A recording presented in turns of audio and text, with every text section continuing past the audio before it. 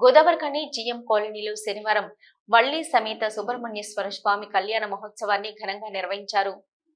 భక్తుల ఆధ్యాత్మిక సందడి మధ్య అంగరంగ వైభవంగా జరిగిన ఈ కార్యక్రమానికి మక్కన్ సింగ్ సేవా సమితి చైర్మన్ మన్హలీ ఠాకూర్ ముఖ్య అతిథిగా హాజరై స్వామివారికి పట్టు వస్త్రాలు, తలంబ్రాలు సమర్పించారు.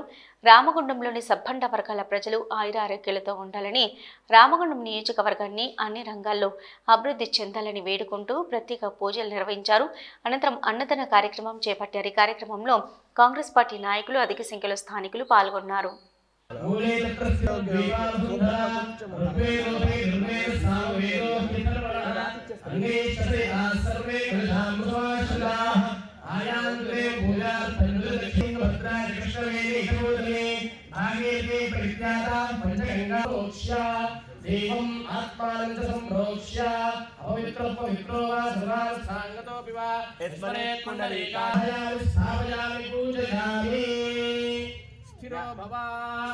ఇట్లా అనుకోండి అందరూ.